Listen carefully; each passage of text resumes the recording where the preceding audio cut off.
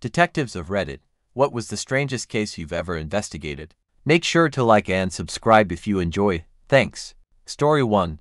Alright, detective now, but this happened when I was on patrol several years ago. Got a call to check the welfare of a guy whose neighbor hadn't seen him in a couple years. Why it took so long to report. But it was out in a rural area. Anyway, we roll up and the windows are black with mold and flies. Car is parked in the garage. No signs of forced entry.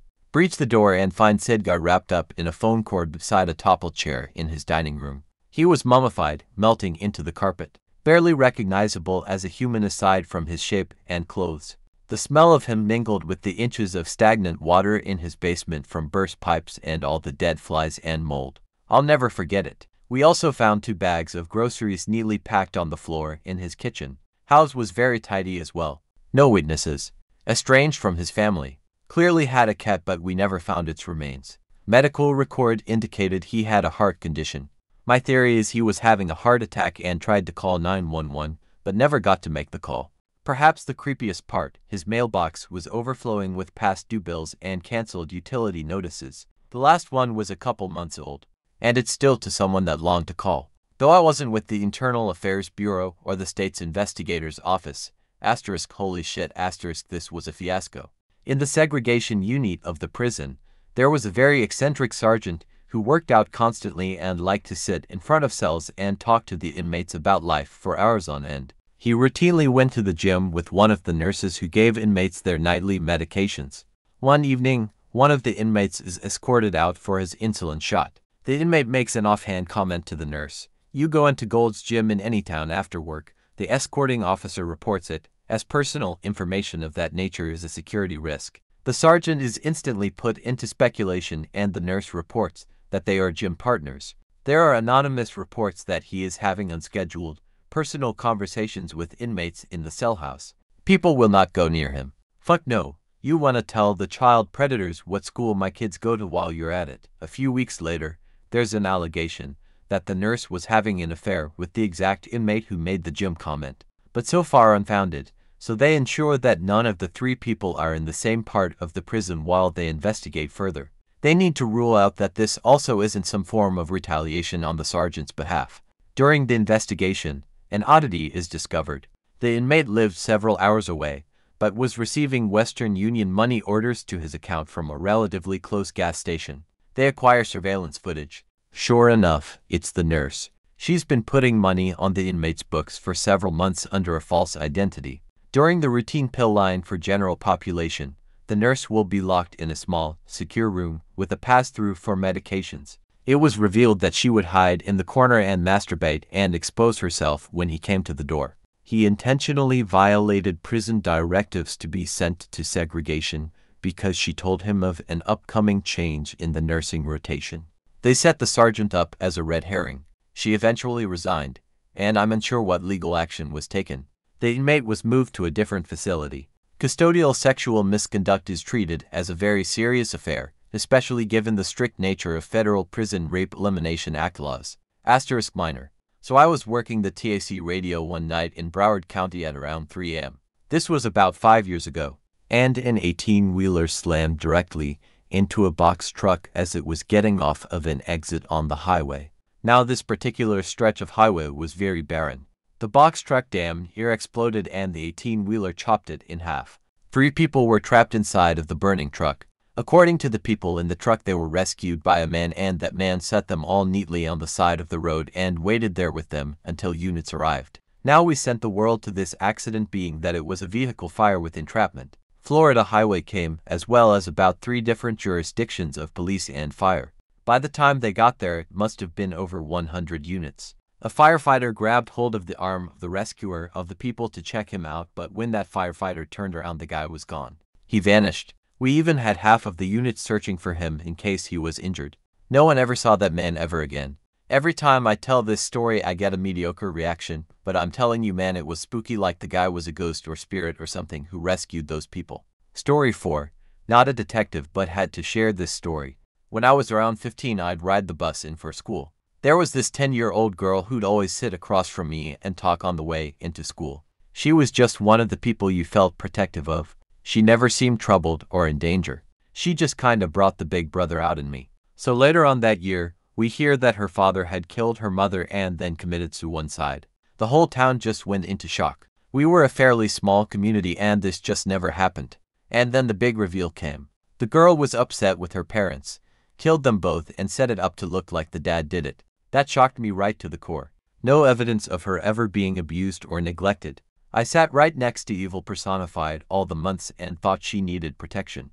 Story 5. I was not the detective, but I assisted as the person who knew the most about technology.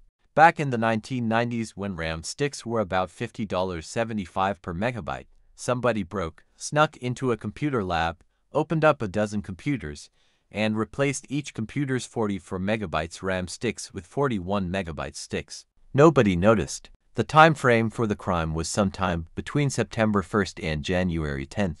No video, no door key cards, no suspects. Story 7.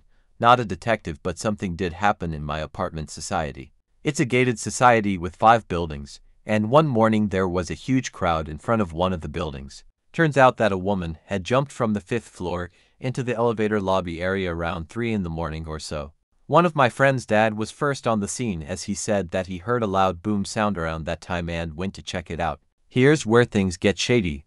The woman was living with her husband and Mill, and when people went to ask the Mill whether she could confirm that it was her son's wife, she looked over the edge of the 5th floor at the body below and said, "Oh yes, that's her," in a completely neutral tone. Local PD got suspicious and checked the lobby cameras for any clues. It turned out that the husband had tried to strangle her, rope marks on the neck, and then took her to the 9th floor and dropped her. The piece de resistance.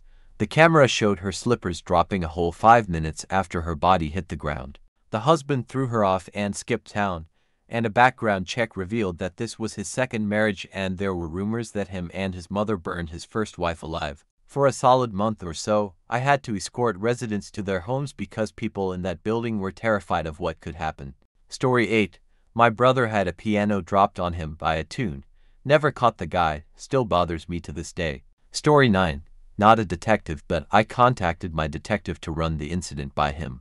I was a field training officer training a new deputy for my department. We received a call about a lady who was stranded at a gas station, essentially a check well-being call.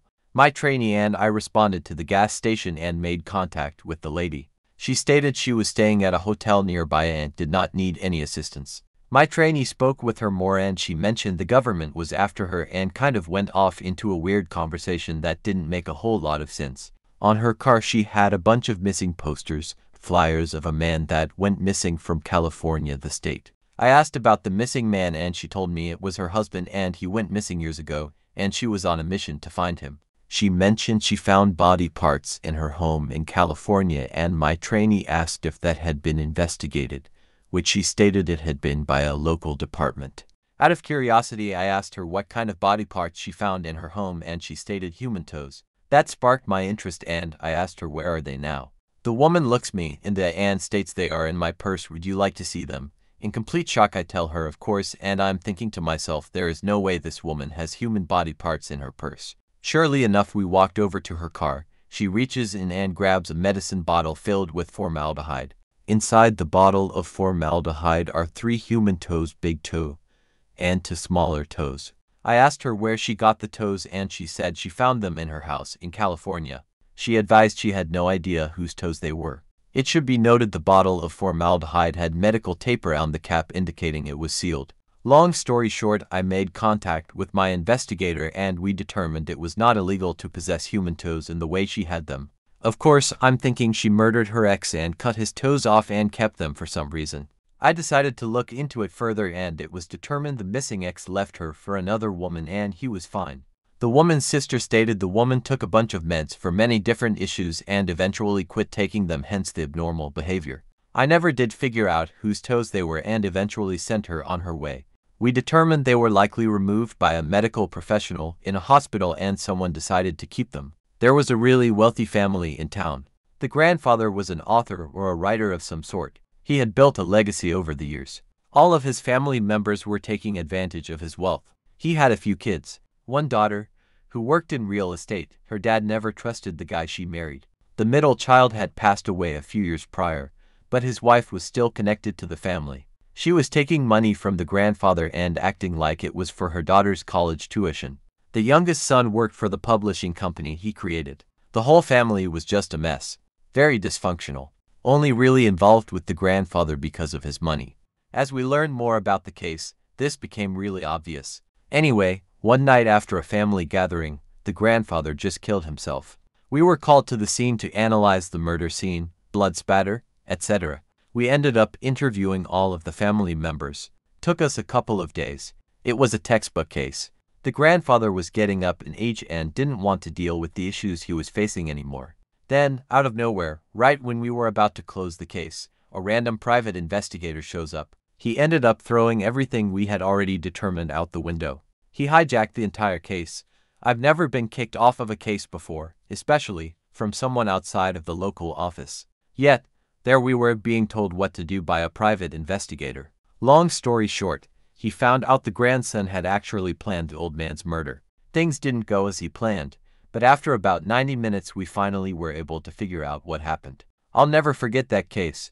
I replay it over and over again all the time. I actually just replayed it the other night. My supposed BFF started seeing one of our old mutual friends. At first I was real confused as I could had swore he was married. A few days later I find out he is married because he only lived like 3 blocks from me and asked me over with my daughter to play with his daughter. I didn't say a word. His affair with lunatic BFF was none of my business. I knew it'd end at some point and it'd be her fault as she's been extremely mentally unstable her whole life, but she's always been well quite sexy, so people just eat it up till it bites them in the ass. My guy friend regularly came to my house to sit on the porch and talk about life even when lunatic BFF wasn't around. It just kinda informal therapy over a blunt. It became so regular I knew before he'd knock. He was also military and did tours in Iraq, so time was just built into his being at this point. One Saturday morning I realized he hadn't showed up yet for our coffee and blunt while the kids played in the backyard. Curious enough, I walked up the railroad tracks to his house and it's all surrounded, taped off, and it's a whole mess. He killed himself, 2 dogs, 7-month pregnant wife and his daughter, and then himself. I ended up helping write a cover article for Time about soldiers and suicide not long after, and the images and all that happened never leave my mind. That lunatic BFF, when I called her and told her about what happened, she fake cried and then asked if she should go in the dumpster once they start to empty his house to grab his weed stash. That friendship ended for sure. Story 12.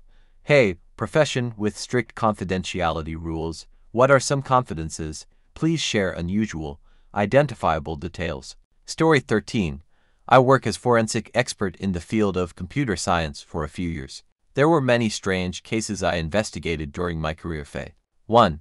I got several hard drives from a man charged with sharing pedophile content. Instead, on hard drives he had more than 1 million photos and videos uploaded to terabytes of data, all with My Little Pony cartoon pornography content. 2. I got mobile phone to analyze from another man charged also with sharing pedophile content. He used his phone to record videos where he chased and then raped chickens. I think that was one of my first cases I investigated. 3.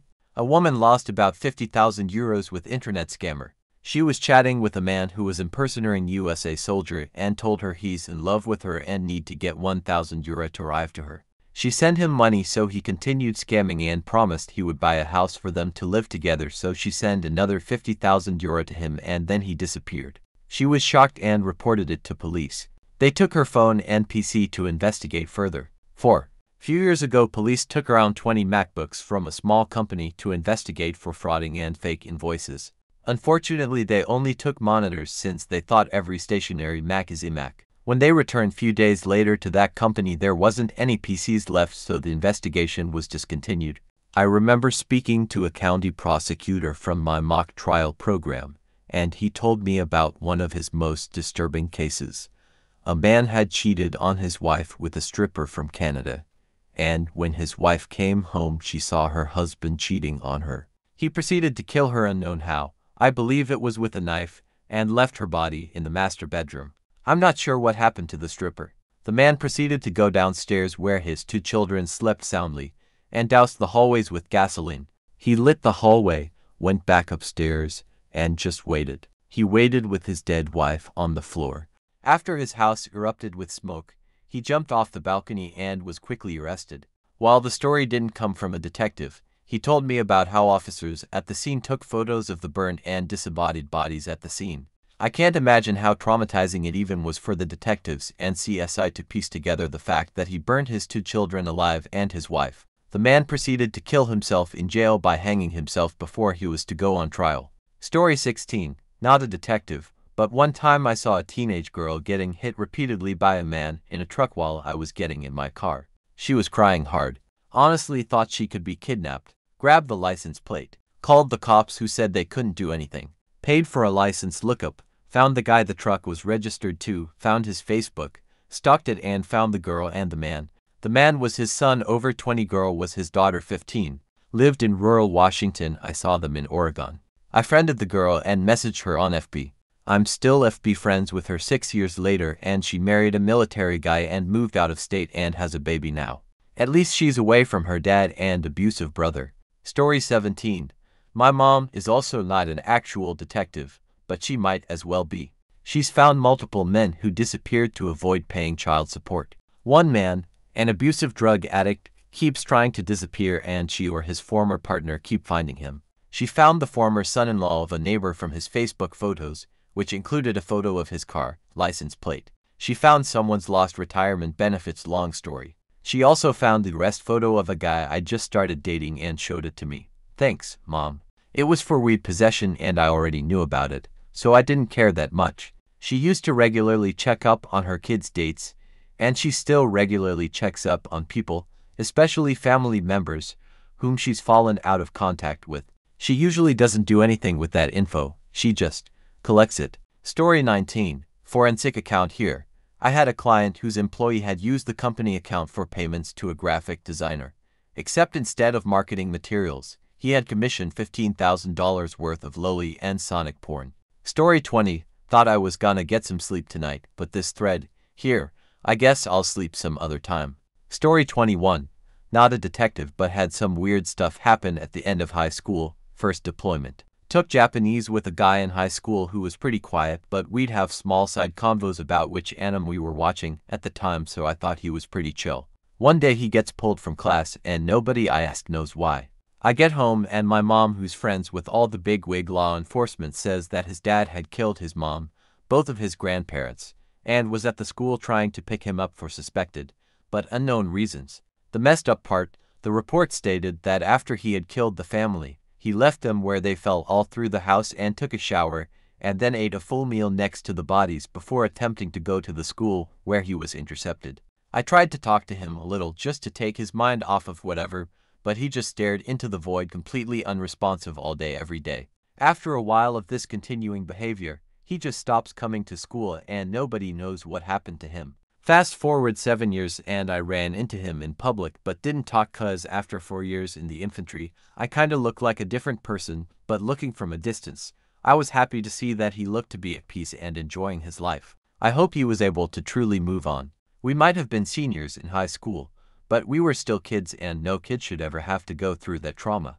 Ended up at Osan Air Force Base for around 4 days, which was super shitty because of the fact that we were an infantry unit in the Marine Corps. The AF base general restricted AF personnel to their barracks. Anytime we were allowed to leave the razor-wired locked fence area with tents that they kept us in, and paid them hazard pay because of us being there. Only reason I give that info is because we built kind of a hasty USO with rotten couches and plywood tables so we would have somewhere to sit during the day aside from the tents. Well, one night I decided to sleep on one of the couches because the guy that had a rack next to mine in the tent had gotten into a drunken fight and had bled, puked all between mine and his racks. I go to the USO and sit at one of the tables one of my buddies had fallen asleep on and just watch whatever TFDAFNS was playing on TV when a Marine I've never seen before walks up to me with both hands clenched shut. Mind you, this is around 3 a.m. and I'm the only one seeing this guy. There were a few other people closer by the TV, but they were either sleeping or zoned into what was playing. This guy, who isn't in my unit, which was supposed to be the only Marine unit there, starts saying I can't help what happens, but no matter what he will always be my friend. I never say anything to this guy because I'm too busy trying to plan out how I'm gonna come out on top when I ultimately have to fight this psychopath to the death. He keeps repeating this along with similar things like I didn't want to hurt him, but sometimes we do these things to our friends. I see his hands start to move, so I get up to go ahead and look for my opening to start doing God's work, at which point he opens his hands like Morpheus does when he offers the red and blue pill in the Matrix, and in one hand, he has the body of a bird. In the other, he has the head of the bird. I look into his eyes and they're just empty. He has a eerie grin on his face, but it just feels like there's nothing there. I hold my ground just in case, but he just turned around and walked out of the USO, never to be seen again. I go lay down on one of the couches and fall asleep, but when I wake up, I look down and saw bird feathers on the ground near the side where my head was laying, which weren't there when I originally laid down. I go back to my tent and start talking to the guys in my mortar section about it when one of our rifleman buddies walks up and says how there's a headless bird behind the USO. Nobody ever saw that guy again or knew where he came from, let alone how he got into our camp when the only way out was getting released by our battalion commander. Story 23. My uncle was a detective about 35 years ago. He was investigating a string of break-ins and discovered that a crackhead had burrowed a hole into the foundation of an apartment building in some dead space between footers. He was living in there in a nest made from newspapers and random trash, yes, like that X-Files episode. When two officers went to pull the guy out, the crackhead lashed out and started biting. Apparently, as a defense mechanism, the crackhead started biting his own fingers off and spitting them at police. My uncle described the sound as biting into a cold carrot. When they finally got the guy out, he broke free and started climbing upstairs. He was still plus 100 strength on the ultra-buffing powers of crack, so he proceeded to pick up and throw one officer and my uncle over the stairwell. They eventually caught the guy. My uncle sustained a major injury and went on permanent disability. Story 25. Not a cop, but I went on a hunting trip with a big city cop one time, and he told the story of the first murder case he worked. A man gets stabbed in the neck with a screwdriver, pulls it out, makes a statement to cop, bleeds out because he nicked the artery pulling the screwdriver out. They pick up the suspect. I can't remember if she was a roommate or knew his roommate. She doesn't know he's dead and tells the cops how she stabbed him in the neck because he wouldn't share his watermelon with her. Case closed. It wasn't quite visible since he was wearing a jacket over it. Then a woman asked him if he may put on a mask, and he replied, "Doesn't matter, I just killed a girl. Now I will kill myself." People called the police and the train was stopped and the man arrested. I never found something in the news about it, so I guess he was just crazy, but it was still creepy. A woman was seen dragging bodies through the street. The whole thing was super creepy, but it turned out to be a mentally unwell elderly woman who was dragging doll parts through the street at night for some reason. Story 29. We had a woman present at our detective bureau with her psychologist. She calmly explained to us that she had identified as brilliant as a child, so her biological parents allowed her to be adopted by a physician. Unbeknownst to her parents, the physician was actually running a mind control experiment for the CIA. The woman told us that about 200 feet below the USDA building on Allen Toussaint BLVD in New Orleans, there is a secret facility where these mind control experiments took place. Once the program was shut down, the people in charge continued to use some of their techniques on the participants.